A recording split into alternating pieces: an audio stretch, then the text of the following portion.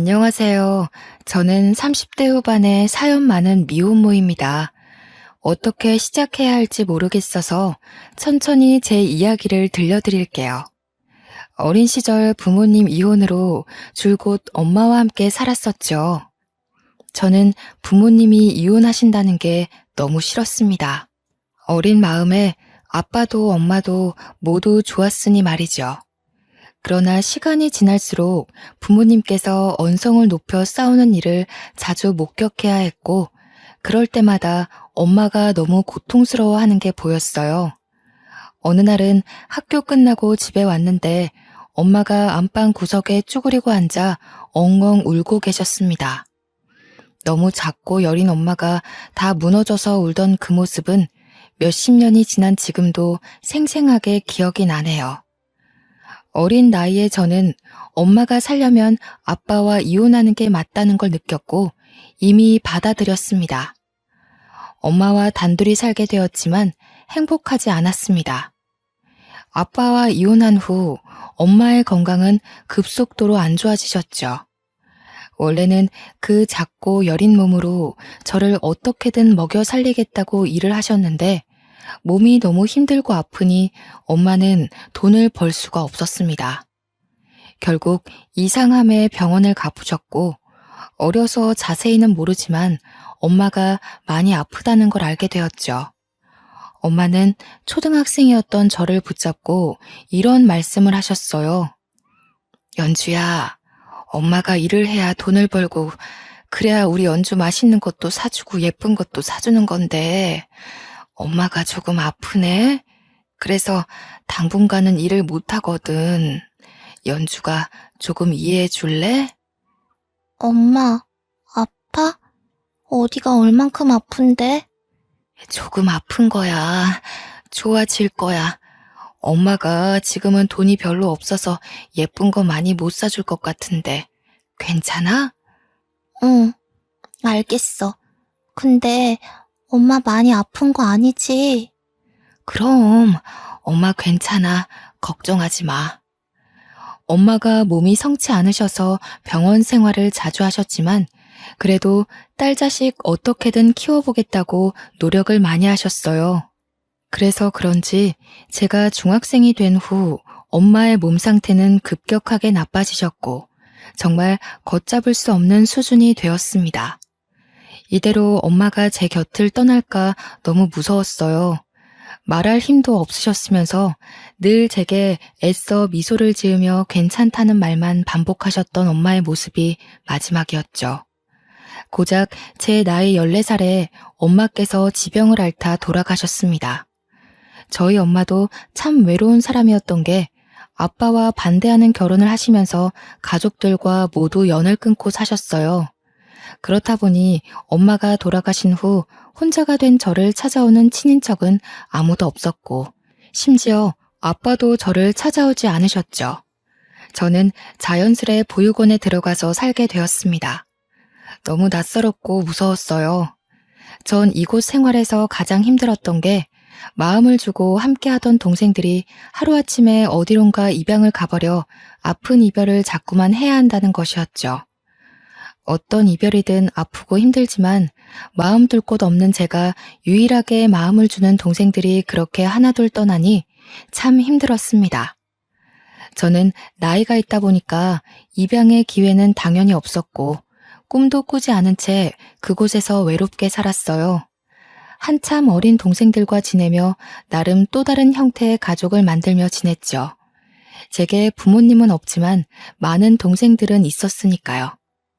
마음 둘 곳이 없어서 참 외롭고 쓸쓸했고 또래 친구들을 보면 늘 부러웠어요. 부모님이 다 있는 집에서 가족들과 함께 오순도순 사는 모습이 그렇게 부러웠죠. 제가 두 번 다시는 할 수 없는 일이라고 생각해서 더 부러움을 느꼈습니다. 학교를 다니다 보니 가족에 대한 그리움이 굉장히 커졌어요. 가족 여부를 왜 그렇게 물어보는 건지 저 같은 고아는 주눅이 안 들래야 안 들 수 없는 환경이었습니다. 그뿐 아니라 사소한 친구들과의 대화 속에서도 늘 아무 말도 못하고 있었죠. 얘들아, 이거 가방 어때? 내가 완전 갖고 싶던 건데 아빠가 사줬다. 완전 잘 어울려. 부럽다. 우리 아빠는 생일 아니면 선물 안 주는데. 연주 너희 아빠는? 너희 아빠도 선물 자주 사주셔? 아니, 우리 아빠도 잘 안 사주셔. 그러고 보니까 우리 연주 집에만 놀러 못 가봤는데 초대 좀 해줘봐. 궁금하다. 말 나온 김에 오늘 연주 너희 집 가서 숙제할까? 아니. 엄마가 집에 계셔서 허락받아야 해. 그리고 집에 친구들 오는 거 별로 안 좋아하셔서 좀 힘들 것 같아. 미안해. 원래 거짓말을 잘 안 하는 성격이었는데 저도 모르게 어느 순간부터 내내 거짓말을 하고 있더라고요. 감출 게 점점 많아지고 숨기고 싶은 게 많아지니까 자꾸만 거짓말을 했죠.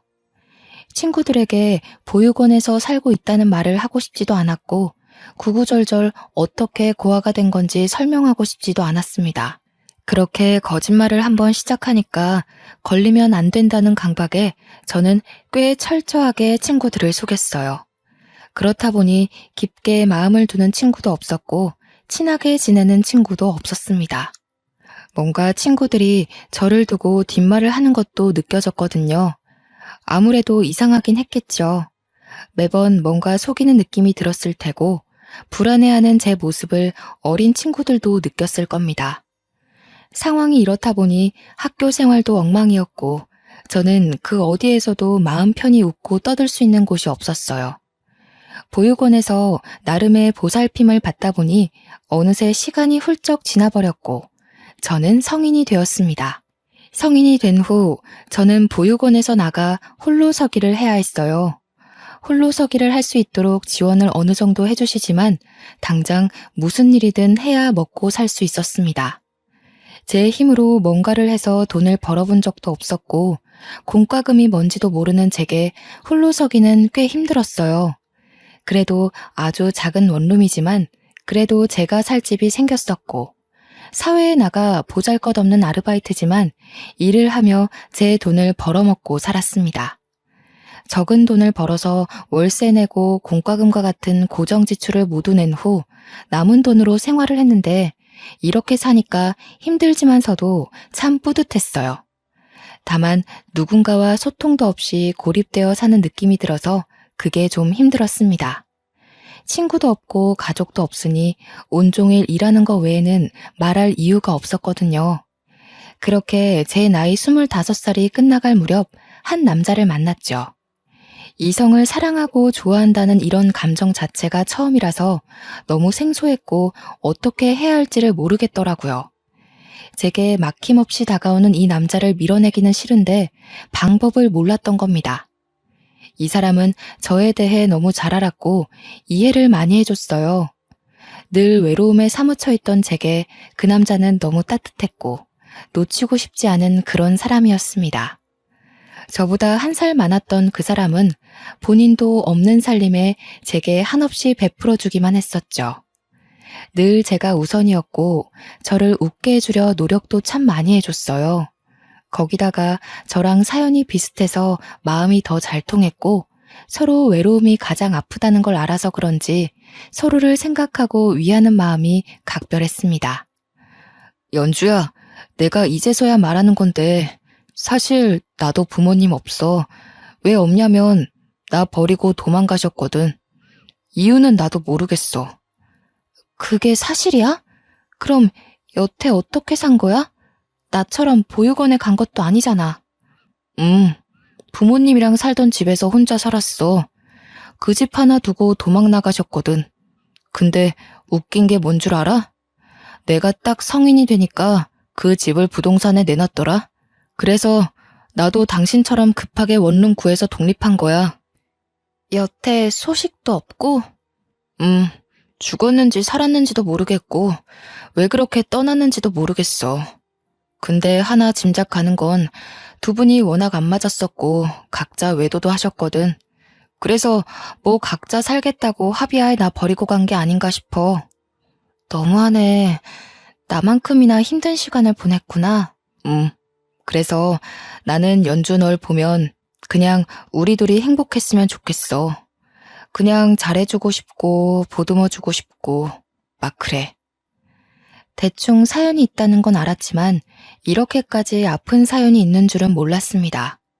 저희가 어느 정도 서로에 대한 마음이 각별해지니 그 사람은 제게 속내를 털어놓고 본인이 어떤 일이 있었는지 말을 해주더라고요. 사실상 사연이 살짝 다른 것 외에는 둘 다 어린 나이부터 외롭게 혼자 살았다는 동질감이 느껴져서 그런지 더 애틋한 사이가 되었습니다. 그냥 쳐다만 봐도 좋았고 외롭고 쓸쓸한 감정이 다 차오르는 듯 했습니다. 그런데 철도 없었고 배운 것도 없이 부족한 저희 두 사람이 너무 앞만 보고 사랑해서인지 너무 빠르게 아이가 찾아왔고 당황스러웠어요. 그간 돈을 벌어두긴 했으나 살림을 차리기에는 턱없이 부족한 돈이었는데 아이까지 키울 자신은 없었죠. 그러나 제 뱃속에 생긴 생명을 결코 포기할 수 없었습니다. 전 임신 사실을 알자마자 애아빠에게 말을 했어요. 나 할 말 있는데 자꾸 생리를 안 해서 임신 테스트기를 해봤거든? 그랬더니 2줄이 나온 거야. 그래도 혹시 몰라서 병원까지 가봤는데 임신이 맞대. 뭐? 임신이라고? 임신이래. 왜 싫어? 싫다기보다는 당황스러운 거지. 우리가 가진 게 없으니까. 아니야, 그래도 걱정하지 마. 내가 너랑 아기 책임질 테니까 걱정 마. 잘할 수 있어, 우리는. 그렇지? 우리 그럴 수 있잖아. 맞지? 난 사실 무서웠거든. 당신이 아기 지우라고 할까봐. 우리 아기인데 지우긴 왜 지워. 당연히 낳아서 키워야지. 우선 집부터 합치고 각자 모은 돈 좀 합쳐서 어떻게든 해보자. 애아빠에게 임신 사실을 고백했을 때 처음에는 당황한 듯 보였으나 이어 아주 든든한 말을 해줬습니다. 그래서 안심이 되었고 무섭지만 믿고 새 출발을 할 수 있었죠. 저도 애아빠도 각자 작은 원룸에서 살고 있었는데 제가 살던 집을 빼버리고 애아빠 집으로 들어갔습니다. 그쪽도 원룸이지만 방 사이즈가 컸고 분리형이라 아무래도 살기에는 그쪽이 더 좋은 조건이었어요. 그렇게 집을 빼고 받은 보증금과 제가 모아둔 2천만 원 남짓의 돈은 애아빠가 관리하기로 했습니다. 저보다 경제관념이 뛰어났고 현명했거든요. 그리고 바로 더 큰 집으로 이사할 수 있었지만 조금이라도 더 모으고 가자는 애아빠 말에 그 집으로 들어가서 우선 몇 달이라도 살기로 한 거였죠. 그렇게 애아빠와 살림을 합치고 작은 집이지만 나름 행복하게 지냈습니다. 저더러 몸이 힘드니까 일을 하지 말라고 했으나 한 푼이라도 벌어야 한다는 생각에 가볍게라도 일을 해서 살림살이에 보탬이 되었고 둘이 벌어서 모으니 제법 돈이 빨리 모이는 듯 했죠. 당장은 너무 없는 살림이고 부족한 게 많지만 애아빠도 저도 뚝심이 있고 악바리 근성이 있기 때문에 뱃속에 아이 하나 굶기지 않고 잘 살 자신이 있었습니다. 그런데 이 행복은 너무 빨리 끝나버렸어요. 27주쯤 되었을 때부터 애아빠가 변하기 시작했습니다. 일도 잘하지 않고 매일 밤 친구들과 어울려 술을 마셨고 그 술자리에는 모르는 여성들도 있었죠. 처음 한두 번은 말로 잘 타이르고 그러지 말라고 했으나 빈도수가 늘어나더니 결국 언성을 높여 싸우는 날들이 많아졌습니다. 당신 정말 왜 그러냐고.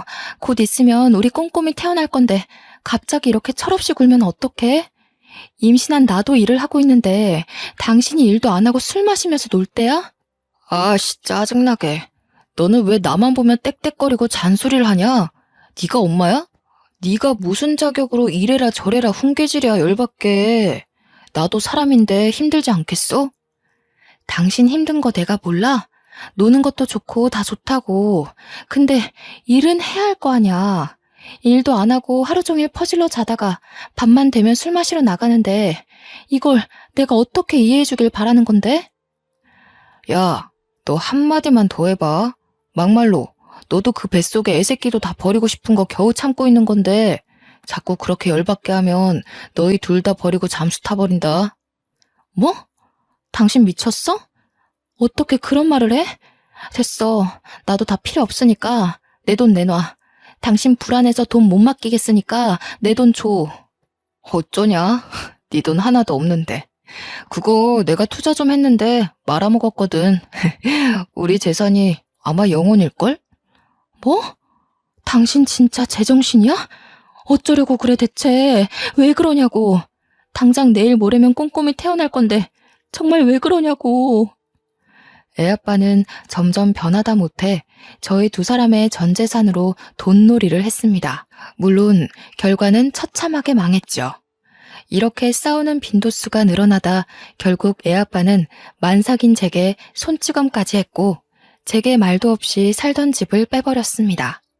결국 만삭인 배를 부여잡고 간단한 옷까지만 챙겨서 그 집에서 나와야 했어요. 돈도 없고 오갈 곳도 없어 너무 막막하던 저는 길바닥에서 얼마나 울었는지 모르겠습니다. 저런 사람도 애아빠고 남편이라고 믿고 돈을 다 맡긴 제 스스로가 너무 한심하게 느껴졌죠. 이후 미혼모 쉼터에서 생활을 하게 되었고 애아빠의 소식을 찾아보려 했으나 얼마나 꽁꽁 숨었는지 찾을 수도 없었습니다. 솔직한 심정으로 살 자신이 없었고 막막했어요. 그러나 이 극한 상황에 이악 물고 진통 다 겪어가며 낳은 제 딸아이를 보면 전 살아야 했습니다. 저 하나 믿고 이 세상에 나와준 딸아이를 제가 지켜주고 싶었죠. 미혼모 쉼터에서 생활을 하며 간간히 일을 했고 모으기에는 턱없이 부족한 돈이었으나 아이와 어떻게 입에 풀칠은 하고 살았습니다. 고작 이런 엄마라서 너무 미안했어요. 해주고 싶은 것도 너무 많았고 저와는 다르게 부모 사랑 듬뿍 주며 아이를 키우고 싶었는데 아이와 살 집도 없어 미혼모 쉼터의 작은 방에서 아이와 둘이 사는 게 너무 속상했습니다. 그래도 다행이었던 건 옆방에 있던 미혼모 동생과 친해져서 서로를 배려해주기로 했어요. 저는 야간 시간에 일을 할 거라 그 시간대에 동생이 제 딸을 함께 봐주었고 반대로 오전에는 그 동생이 일을 해서 제가 아이를 함께 봐주었죠. 이렇게 서로 도와주지 않으면 결코 일을 할 수가 없는 상황들이라 공동 육아를 하며 돈을 벌었습니다. 미혼모로 사는 게 결코 쉽지 않았어요. 아이를 혼자 육아해야 하는 건 솔직히 상관이 없었는데 혼자 육아를 하다 보니 일을 할 수 없다는 게 힘들었습니다. 아이만 보자니 생계 유지가 쉽지 않았고 생계 유지를 하자니 아이를 볼 수 없는 답답한 상황의 연속이라 이게 가장 힘들었죠. 거기다가 너무 작은 딸아이를 두고 나오는 게 발길이 떨어지지도 않았습니다. 그러나 저는 부족한 엄마라서 남들보다 더 이를 악물고 최선을 다해야 했어요. 그러던 중 미혼모 쉼터에서 나와야 하는 날이 다가오고 있었습니다. 거기가 무슨 숙박업소가 아니기에 쭉 장기간 있을 수는 없는 노릇이라 나와야 했고 너무 형편없는 집이지만 작은 원룸을 구해 아이와 살게 되었죠.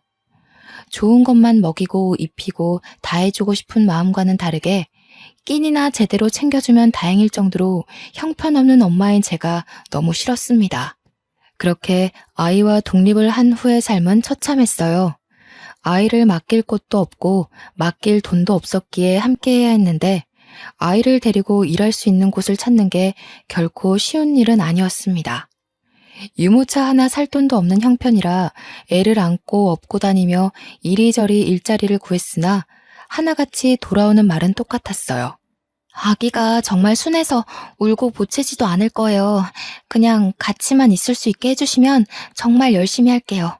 사장님, 저 일 좀 할 수 있게 도와주세요. 제가 미혼모라 아이를 맡길 곳이 없거든요. 누가 일터에 애를 데리고 와서 일을 합니까?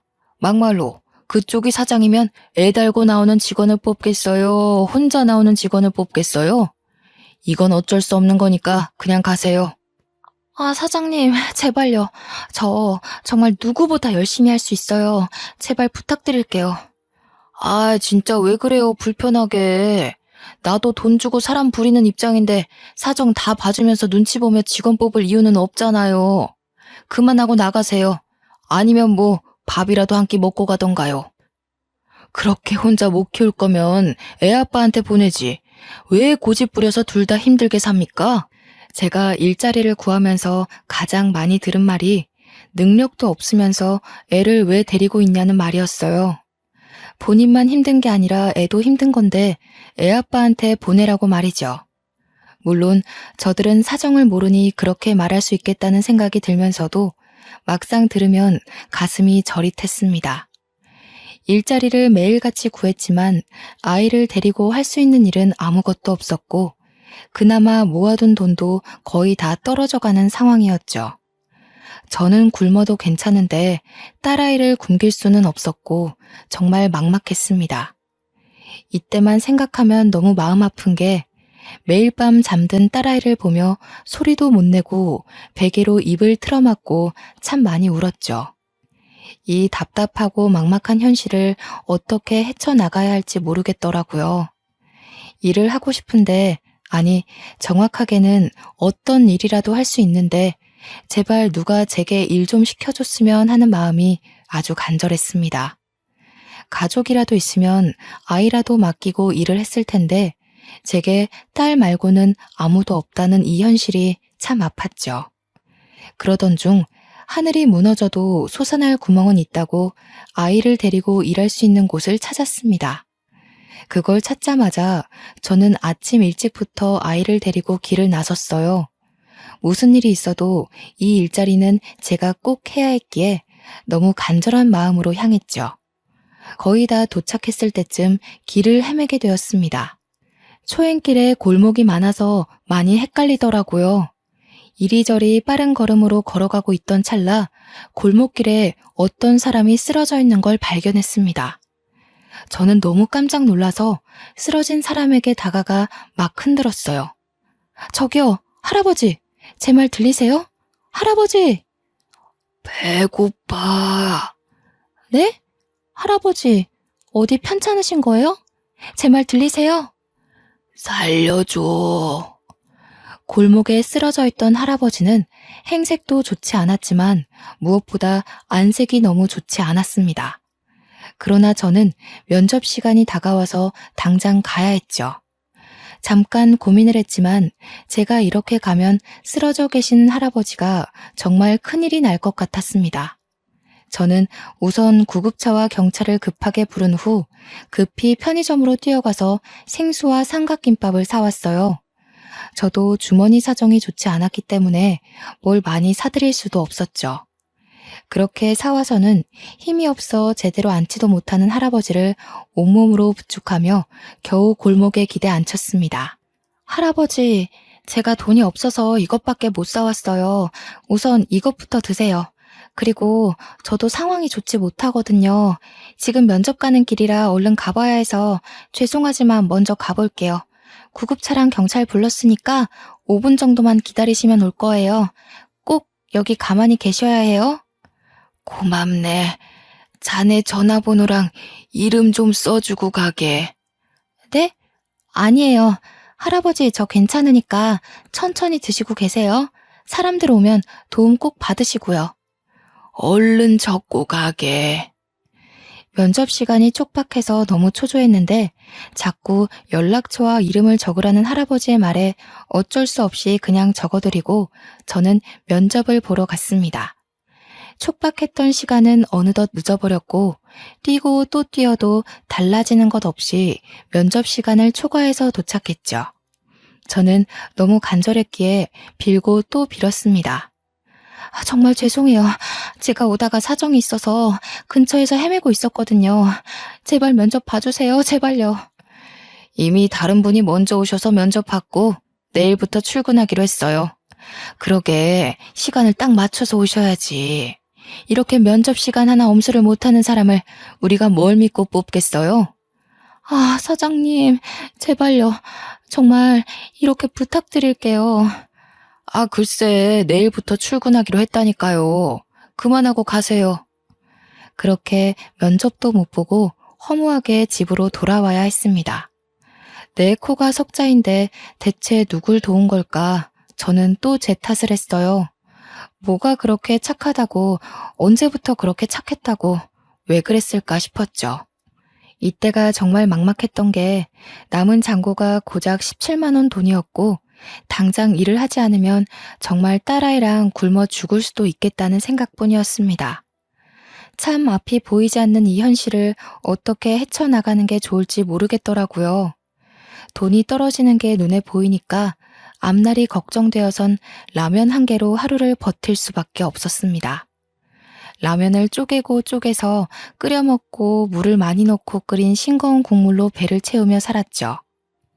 이 당시의 삶이 너무 막막하니까 잠든 애를 두고 야간에라도 나가서 일을 해볼까, 어떻게 할까 별 생각을 다 했어요. 그런데 애가 아직 어리기도 했고 그다지 안전한 아파트도 아니라서 혹시라도 아이한테 무슨 일이 생길까 무서웠습니다. 애 아빠한테 돈만 다 맡기지 않았어도 지금 이렇게까지 힘들지는 않을 텐데 라는 후회도 들었고 그냥 멍청한 제 자신을 한없이 탓했지요.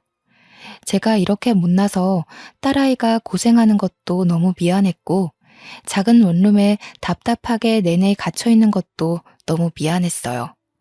워낙 집이 작고 방음이 좋은 편도 아니라서 애가 밤에 울면 옆집이고 앞집이고 다 찾아와서 막 욕도 하고 언성도 높이고 그러더라고요. 안 그래도 무너지는 저를 더 무너뜨렸습니다. 마음껏 울지도 웃지도 못하게 하고 장난감도 사주지 못하는 저 같은 사람도 엄마라고 아이를 낳아서 이렇게 고생시키는구나 싶었죠. 상황이 이렇게 극한 상황이 되니까 아이를 낳지 말 걸 후회도 했습니다. 저야 똑같은 상황으로 돌아가도 우리 딸 낳을 것이만 딸아이를 생각하면 이런 능력 없는 엄마한테 태어나게 만든 게 너무 미안해서 후회가 되더라고요. 리아야, 엄마가 미안해. 엄마가 엄마라서 너무 미안해. 우리 리아 맛있는 것도 사주고 장난감도 사주고 엄마가 그러고 싶은데 아무것도 못 해줘서 너무 미안해 우리 딸. 매일 이렇게 딸아이에게 사과를 하며 지냈고 이날도 여느 때처럼 울고 보채는 딸아이에게 죄스러운 마음에 미안하다며 다독이고 있었습니다. 그런데 아이와 집에 있는데 갑자기 누군가 찾아온 겁니다. 저희 모녀가 사는 이 집에 찾아올 사람이 아무도 없었기에 조금 무서웠죠. 가끔 찾아온다고 해봤자 아이 울음소리 시끄럽다고 찾아오는 옆집, 앞집 남자들이라 선뜻 문을 열어주기 힘들었습니다. 누구세요? 나일세. 문 좀 열어보게나. 네? 누구세요?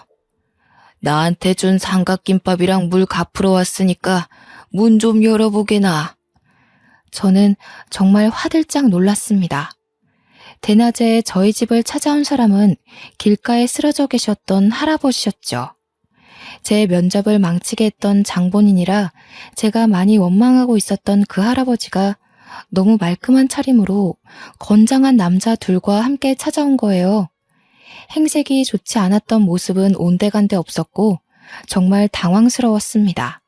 순간 저는 반가운 반 신기한 반의 마음으로 문을 열어드렸죠. 할아버지는 저를 보며 환하게 웃어주셨고 함께 온 남자들의 손에는 과일부터 시작해서 한우에 아기 옷과 온갖 먹거리들이 잔뜩 들려 있었습니다. 제가 정말 제대로 먹지도 못하고 살아서 그런지 손에 들린 과일과 한우가 눈에 먼저 들어오더라고요. 늘 너무나도 배고팠거든요. 배고픔을 뒤로하고 자리에 앉아서 할아버지께 들은 얘기는 아주 놀라웠어요. 저번에 얼핏 봐도 아주 예쁘더니 딸내미가 아주 인형이네. 아니 할아버지, 그런데 이게 다 뭐예요? 자네는 그날 내가 노숙자인 줄 알았겠지만 사실 그렇지 않네. 길을 가고 있었는데 갑자기 누군가 나를 노리고 와서는 폭행을 하고 지갑에 핸드폰까지 다 뺏기고 쓰러져 있었지. 사람들도 참 나쁜 게 꽤 오랜 시간 쓰러져 있었는데 아무도 날 돕지 않더라고. 그런데 나는 뭐 몸도 못 가누겠고 딱 이러다 죽겠다 싶었는데 자네가 날 도와준 거네. 아, 그런 사연이 있으셨군요. 그래, 그런 자네에게 꼭 보답하겠노라 싶어 연락처랑 이름을 물어봤었잖아. 내가 정신 차리고 치료받고 하면서 자네에 대해 알아보니 딱해도 이렇게 딱할 수가 없더라고. 이런 상황에서 애를 혼자 어떻게 키우겠어. 안 그래? 그리고 알아보니 그날도 급하게 면접 가던 길이었는데 날 도왔다는 걸 알고 내가 참 감동했네. 네, 뭐 도와드려야죠. 그래서 이제는 내가 자네를 도울 차례니까 앞으로의 삶은 걱정 말게나. 세상에 먹고 살기도 힘든 애엄마가 애까지 없고 길바닥에 쓰러진 노인네를 구해주는 게 말이 쉽나? 난 정말 감동했네. 그날 만난 할아버지께서는 이런저런 말씀을 해주셨는데 처음에는 그냥 어느 정도 여유가 있으신 분처럼 느껴졌습니다. 그런데 대화를 하며 알고 보니 이름만 들으면 알만한 기업의 회장님이셨죠. 할아버지께서는 제가 아니었다면 이 세상에 없는 사람이었을 거라며 생명의 은인이라고 저를 높여주셨어요. 솔직히 이때까지만 해도 얼떨떨해서 별 반응을 하지 못하고 있었습니다. 어느 정도 이런저런 얘기를 마치신 할아버지께서는 제게 어떻게 도움을 주실지 말씀을 하셨죠. 제 모든 사정을 알고 오셔서 제가 얼마나 힘들게 사는지 알고 계셨어요. 그래서 제가 앞으로 아이와 함께 안정적이게 먹고 살 수 있는 일자리를 주겠다고 하셨습니다.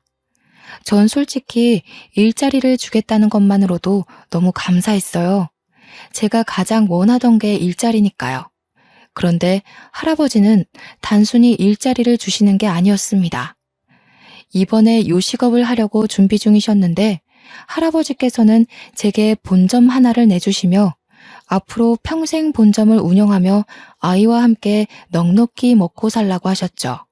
그리고 본점을 운영하는 이상 할아버지와의 연도 끊어지지 않을 테니 앞으로는 친할아버지라 생각하고 힘들면 힘들다, 행복하면 행복하다, 소통하며 지내자고 손을 내밀어 주셨습니다. 살다 살다 이런 호의를 받아본 적이 없어서 꿈만 같고 그냥 눈물이 흘렀어요. 할아버지, 이거 정말 진심인 거예요? 저 그 본점이라는 거 죽을 때까지 평생 제가 운영해도 되는 거예요? 그래, 가족도 없이 애를 어떻게 키워? 애는 원래 다 같이 모두가 함께 키우는 거야. 앞으로 네 할애비다 생각하고 지금처럼 할아버지 이렇게 부르고 연락도 자주 하고 그래. 알겠지? 정말 감사해요. 너무나도 감사해서 뭐라고 말씀을 드려야 할지 모르겠어요. 이게 다 네가 인품이 좋아서 생긴 일이니까 너무 감사할 필요도 없어. 그저 주어진 것들에 최선을 다하면 그만이야. 너한테 본점을 맡긴 이유도 너라면 해낼 수 있을 것 같아서다. 기대하마. 네, 그럼요. 저 이 약 물고 최선을 다할 거예요. 이렇게 도와주신 거 보답해야죠. 보답한다는 마음으로 살지 말고 너를 위해 살아라. 너는 좀 이기적이게 살아도 괜찮겠어. 할아버지께서는 여기서 그치지 않고 더 완벽하게 저를 살 수 있게 도와주셨습니다. 제가 운영하게 된 가게 근처로 이사까지 도와주셔서 딸아이와 드디어 집다운 집에서 쾌적하게 살 수 있었죠. 집 자체가 분에 넘쳐서 평생 제가 살아볼 수도 없는 집인데 기꺼이 내주셨고 거기에 제가 일하는 동안 딸아이를 봐줄 베이비시터와 가정부까지 고용을 해주셔서 저는 정말 가게 일만 할 수 있도록 도와주셨어요. 세상에 어떻게 이런 호의를 베풀어주는 사람이 다 있을까 싶었습니다. 제가 할아버지께 너무 감사해하며 그래도 이건 과분하다고 밀어내면 할아버지는 그러셨죠. 의사 말이 조금만 늦었어도 정말 큰일 날 뻔했다고 말했다며 그냥 하는 말이 아니라 제가 할아버지의 생명의 은인이기 때문에 뭐든 다 해주고 싶다고 하셨습니다. 문득 그런 생각이 들었어요. 사실 저는 그때 면접을 못 보고 집에 돌아와서 내 코가 석자인데 뭔 짓을 한 건가 싶었고 이대로 굶어 죽겠구나 싶어서 엄청 후회를 했었죠. 심지어 할아버지 원망까지 했는데 그런 할아버지는 제 평생 하나도 누려보지 못할 이 모든 것을 한 번에 선물을 해주셔서 마음이 무거웠습니다. 할아버지께 솔직하게 말을 했었는데 본인 같아도 도와줘 놓고 후회했을 거라고, 그건 이기적이고 나쁜 게 아니라 살아야 하고 애를 키워야 하는 엄마라서 그런 거라며 이해해 주셨어요. 제 10대, 20대는 돌이켜 생각해보면 정말 아픈 시간들의 연속이었고, 아이를 낳은 후에도 불행의 연속이었습니다. 아이를 보는 그 순간을 제외하고는 모두 기억하고 싶지 않은 시간들이었죠. 당장 통장 잔고가 17만 원이라 아이랑 굶어 죽을까봐 라면 하나로 하루를 버티고 또 버텼던 제가 하루아침에 사장이 되고 정말 좋은 집에서 가정부와 베이비시터까지 고용해서 팔자 편하게 살 줄 누가 알았을까요? 가정부까지는 고용해주지 않으셔도 괜찮았는데 가게에서 온종일 힘들게 일했으니 집에서는 하지 말라고 하시더라고요. 적어도 집에 있는 시간만큼은 딸아이와 온전하게 보내라는 말씀을 해주시는데 참 훌륭하고 멋졌습니다. 한치 앞도 모르는 게 사람 인생이라고 하지만 제 인생은 그야말로 로또 1등이 약 100번 정도 당첨되는 정도의 행운이 아닐까 싶습니다. 시간이 꽤 흐른 지금은 가게도 자리를 잡았고 모든 게 안정적으로 흘러가고 있어요. 그 어렸던 딸아이도 무럭무럭 건강하게 잘 자라주고 있습니다. 제가 지금 가장 행복한 건 딸아이에게 좋은 것만 입히고 먹이고 보여줄 수 있다는 것이에요. 그리고 배우고 싶다는 거, 하고 싶다는 걸 돈 걱정 없이 다 해줄 수 있는 엄마라서 행복합니다.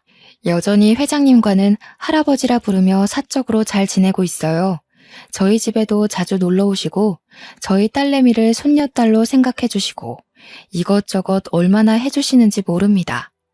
외로운 저희 모녀에게 너무 든든한 할아버지가 생겨서 명절에도 외롭지 않게 보내고 있어요. 회장님은 제게 할아버지 같기도 하지만 아버지 같기도 한 너무 귀한 존재입니다. 제가 한 번은 물어본 적이 있어요. 그때 왜 그렇게까지 저를 도와주셨냐고요. 그런데 할아버지께서는 그러셨습니다. 의식이 흐릿한 와중에 본 제 모습은 언뜻 봐도 배고파 보였다고 해요.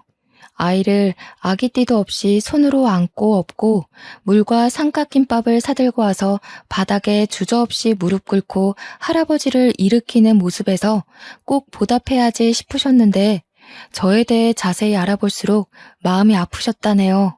할아버지도 어려서부터 참 없이 컸는데 지금도 여전히 힘들게 사는 제게 뭐든 해주고 싶으셨다고 하셨습니다. 아마 할아버지를 그때 그렇게 만나지 않았더라면 지금쯤 저와 딸은 어떻게 살고 있을까요? 여전히 돈에 허덕이며 하루하루를 숨막히게 살고 있을 겁니다. 제가 이렇게 자리를 잡고 행복하게 살아가고 있을 때 애아빠한테 연락이 왔었어요. 솔직히 생각도 안 나고 살고 있었던 터라 많이 놀랐습니다. 여보세요? 연주 맞니? 세월이 그렇게 지났는데 목소리만 들어도 알겠네. 무슨 일이야? 내 번호는 어떻게 알았어? 어떻게 알았지.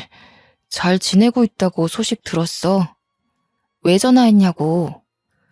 연주 너, 나 미운 거 알고 원망하는 것도 아는데 그땐 내가 너무 어렵고 철이 없었어. 미안하다. 정말 늦었지만 우리 지금이라도 다시 시작해보는 건 어떨까? 별 미친 소리를 다 듣겠네. 너 나 어떻게 살고 있는지 알고 연락했지? 왜? 너무 잘 나가니까 배 아파? 콩고물이라도 떨어질까봐 옆에 있고 싶지?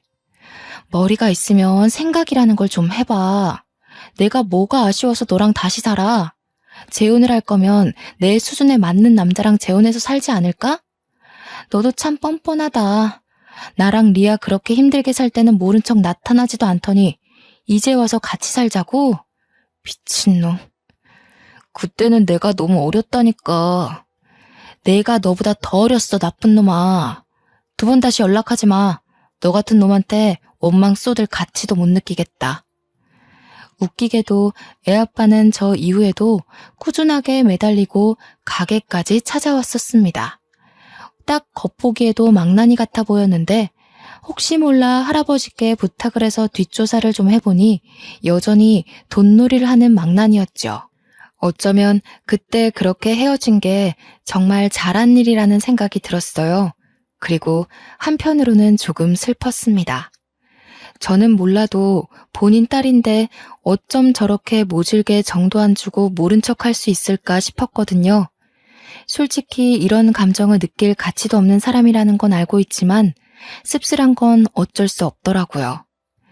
애아빠의 지속적인 집착과 괴롭힘에 그냥 깔끔하게 신고를 했고 그 이후 몇 년이 흐른 지금까지 제게 연락 한 번 없이 조용히 지내고 있습니다. 본인도 양심이라는 게 있으면 그만해야죠. 딱 지금처럼만 딸아이와 할아버지와 행복하게 오래오래 좀 살고 싶습니다. 제가 이제서야 조금씩 할아버지께 효도를 하고 있기 때문에 꼭 오래 저희 모녀 곁에 있어 주셨으면 하는 바람이에요. 제 사연을 모두 들어주셔서 감사드리고 혹시 벼랑 끝에 아슬아슬 서 있으신 분들이 계신다면 꼭 해결책은 있다고 말씀드리고 싶습니다. 모두 행복하시길 바라며 마무리할게요. 감사합니다.